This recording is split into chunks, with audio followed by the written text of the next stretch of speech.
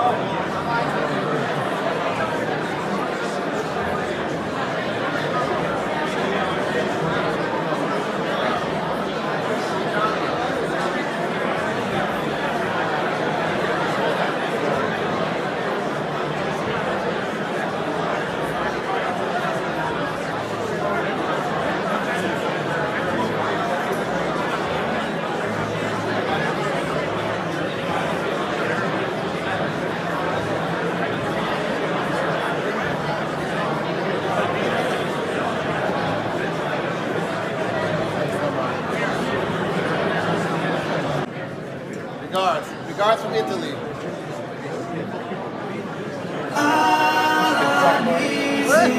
For the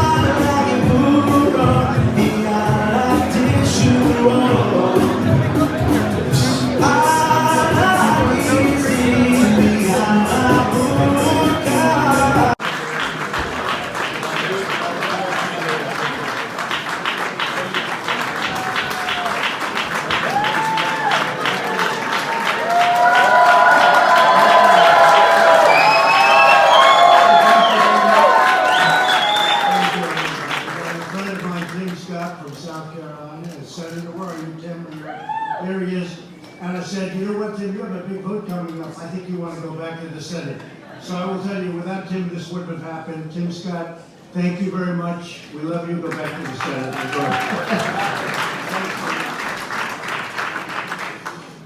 Melania and I are delighted to welcome so many friends and families to this incredible house, the White House, to celebrate this really sacred season and a very special time. To everyone here today, happy Hanukkah. We're delighted to be joined by Vice President Mike Pence and his incredible wife, Karen. And if you both come up, Mike, wherever you may be, come on up. Karen, please come up. Also, as you know, Ivanka and Jared have worked very, very hard in this endeavor and many other endeavors. And we'll tell you, they're doing an incredible job. And I'm very proud that the Jewish faith is a cherished part of our family. Very proud of it. I'd like to recognize Secretary Stephen Mnuchin, Secretary Betsy DeVos, Deputy Attorney General Jeff Rosen, hi Jeff, as well as Senators Tim Scott, who just left, and he's a fantastic guy, and James Langford. Where's James? Where's James? James, come up here, will you please? Did he have to go for the vote too? All right. Tell him we mentioned his name. A lot of these people are voting on some very important things right now. I'm saying, you know what? Get out and vote, right? And we have Representatives Doug Collins, John Cockheimer, David Cutler, Elaine Luria, Max Rose, and Lee Zeldin, all here. Where are they? Raise your hands. Are you here? Come on up if you want, fellas. Even the Democrat can come up. Come on up. What a job they're doing. Come on up. Nice to see you all. Hi. Good. Hi, Doug. That's good. Hi, Lee. Good job, Lee. We'll hire you anytime. I also want to bring a friend of mine up. He's a tremendous success in so many other businesses, but they only know him because he signs Tom Brady's check every week. And he's a champ, he's a winner. His wife, Myra, passed away a longer time ago than we think, Bob. That was a big, tough time for you and for me too, and for Melania.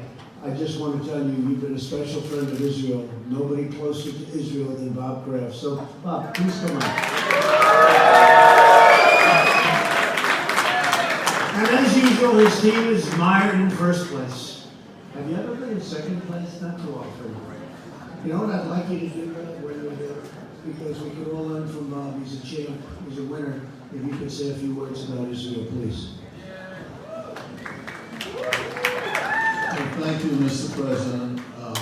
I'm honored to be here at this time, at this event, because this is really a bipartisan issue, and I know previous administrations had tried to do something in this area, and we know that college campus is a place where you bridge build and you include people and have education, and not be something that is exclusive and drives people away. And generates hatred. So I'm so proud that at this time we're doing something that is so bipartisan. And my wife of blessed memory would be smiling now because she loved America first and Israel and wanted to build bridges between the two places and have tikkun olam, and I think this more than anything is going to help do that. So thank you very much.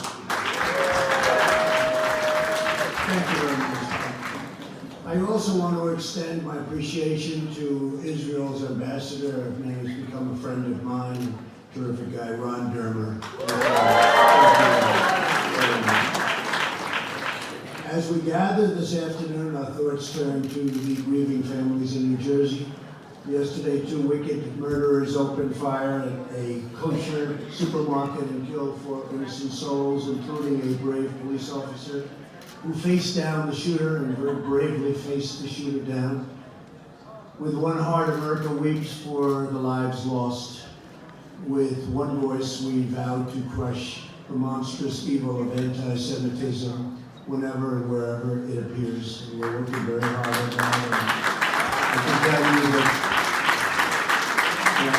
we have a lot of people in government working very, very hard on that. And we appreciate their work. Not easy. Joining us on stage for this event are 2 great Jewish American patriots, Army veteran Oscar Stewart and Border Patrol agent Jonathan Morales.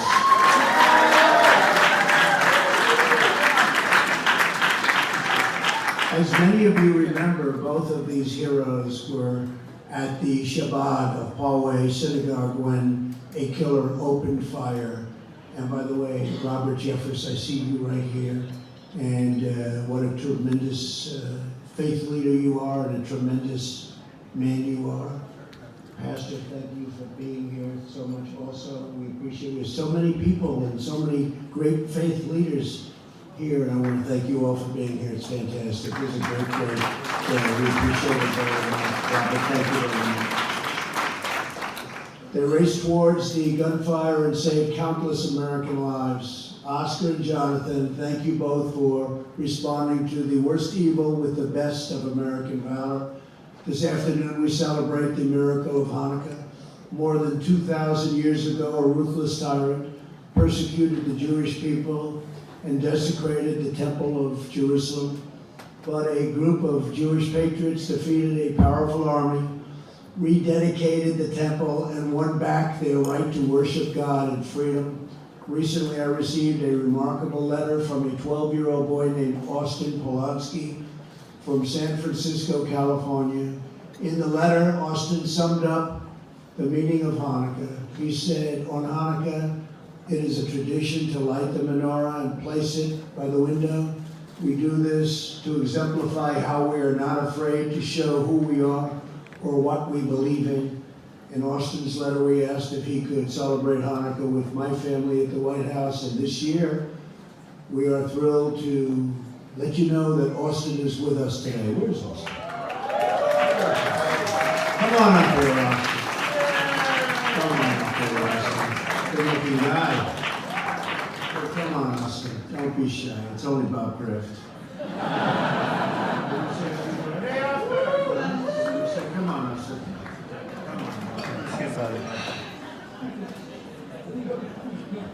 Thank you for having me at the White House today. It was very unexpected. My mom pulled me out of school when the White House called, and I was in the middle of lunch.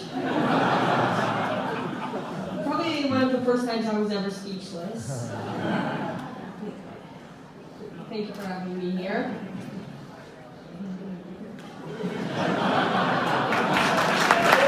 Good job, Austin. He didn't know he was going to do that. You did a good job. Considering we got you by surprise a little bit, right? Thank you. Stay with the First Lady.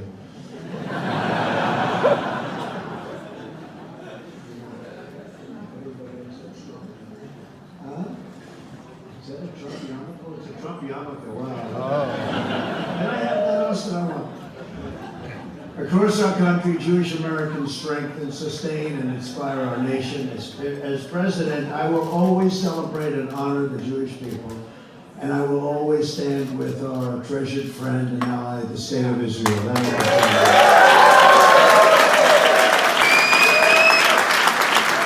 So 2 years ago, I recognized the true capital of Israel, and we opened the American Embassy in Jerusalem.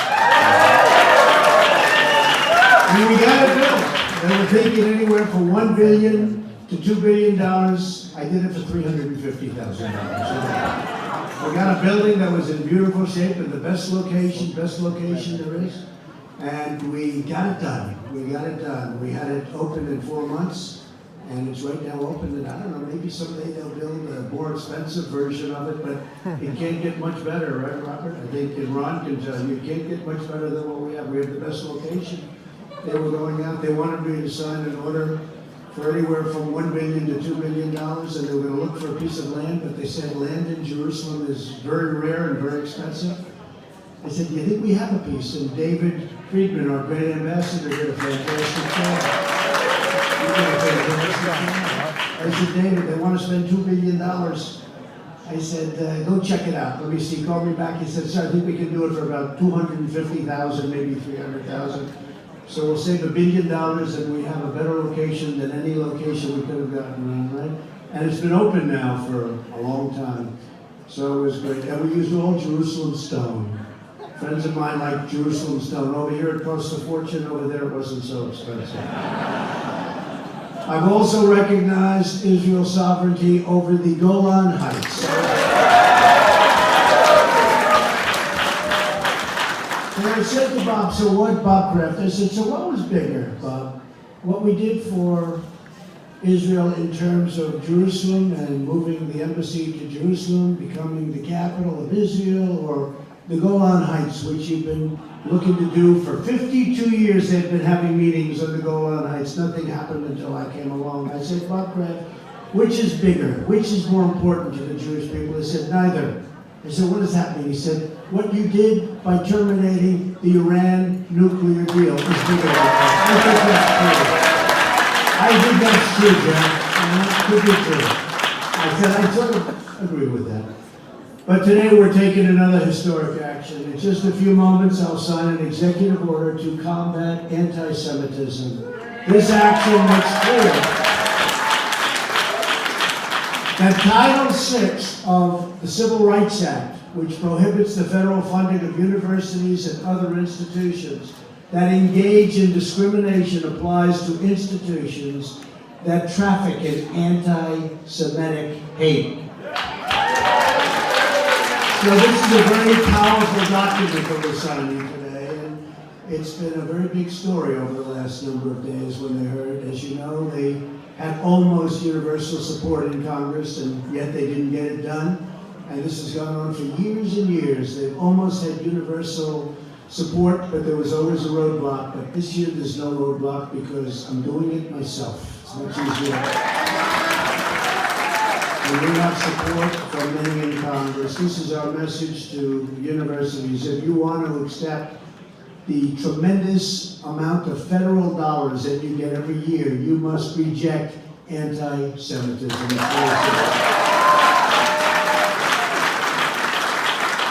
My administration will never tolerate the suppression, persecution, or silencing of the Jewish people. We have also taken a firm stand against the so-called divestment and sanctions movement, or BDS. You know that very well. And I have to tell you, Jared Kushner and Ivanka, they've been talking to me about this for 3 years now, maybe longer than that. But I go back about 3 years where it's something that I could do about it. You know, in this position, we can do things about it. Before that, not quite as much. I'd be just like you. Successful, doing nicely, but not for this.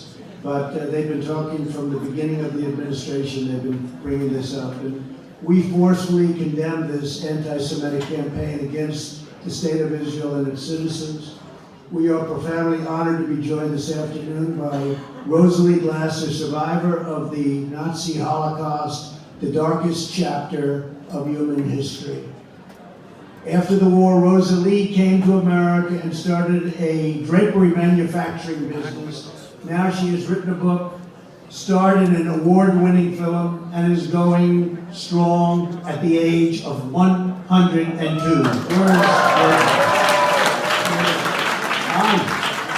You're looking good. Thank you, Rosalie. Thank you for being here. It's an honor.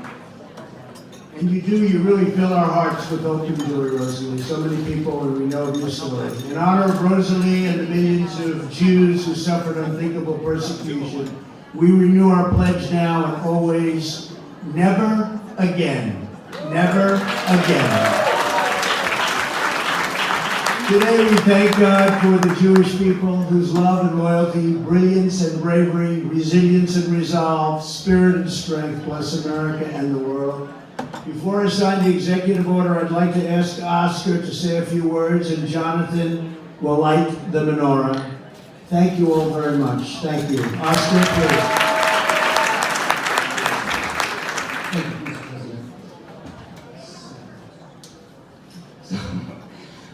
This is a great moment. So what I want to say is, in scriptures, it teaches us that when the Jewish armies went to fight to conquer the land of Israel from the Canaanites, it says the generals would speak to their men and say, "Leave and you're afraid." I always wondered why it says this.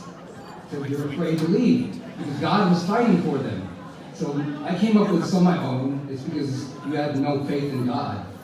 Well, today I stand with a group of people who have tremendous faith in God. And we are all of different faiths, and we're all here with one thing in mind, and that is to end hate. And I am so proud to be standing here the day that this was signed. This is a momentous moment in my life. And I want to thank the President and the First Lady for everything that they've done for Israel, but more important, for what they've done for America. America is a nation of many, many people, and we need to remember, whatever God you pray to, whatever religion you practice, we're all Americans and we need to love each other, and that will conquer hate. Once again, thank you very much, Mr. President. I'm deeply honored. And by the way, I see Alan Dershowitz. Come on up here for a second. And I'd like to ask my friends, the pastors, to come up here. Robert, and I have to say this to the other pastors, some of whom have been very kind, all of whom have been very kind.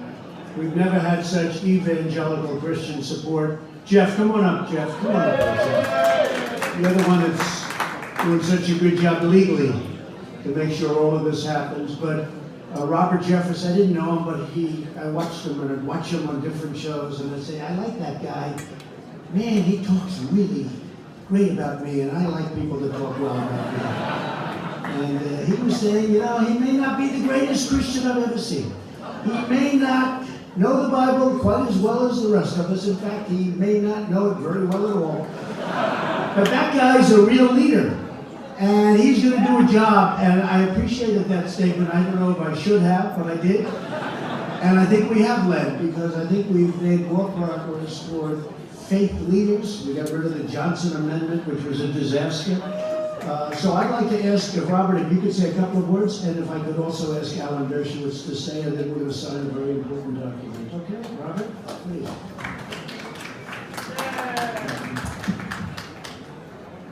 It is true. I believe President Trump is the most pro-faith president in history. When you look at what he has done, particularly all faiths. Mr. President, Jewish and Christian believers alike believe what God said to Abraham in Genesis 12, that God would bless those who bless Israel, and he would curse those who curse Israel. And I want to thank you, Mr. President, for being the kind of president who has the courage to stand up and be, when it comes to Israel, on the right side of history, but most importantly, you're on the right side of God, and that's why you are not going to fail, and we're going to stand behind you. Thank you.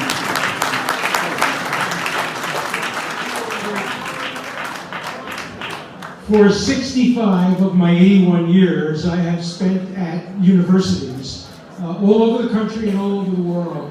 There is no more important event in those 65 years to turn universities away from being bastions of hatred and discrimination than this executive order being signed today. It is a game changer. It will go down in history as one of the most important events in the 2,000-year battle against anti-Semitism. Thank you, Mr. President. You did a great job. The people who helped you do this did a great job, and you will be remembered by history for all time for having signed this very important order. Thank you.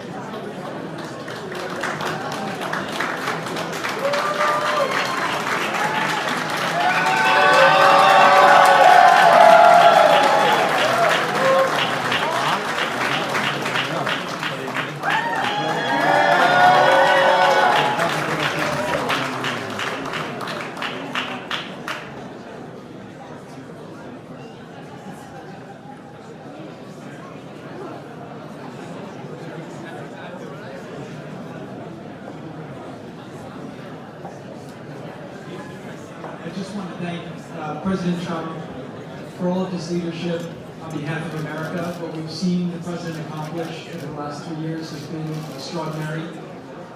When President Trump decided to run, there were a lot of people who weren't sure what somebody who had never done anything in politics before would do. And I would say that all of our expectations have been greatly exceeded.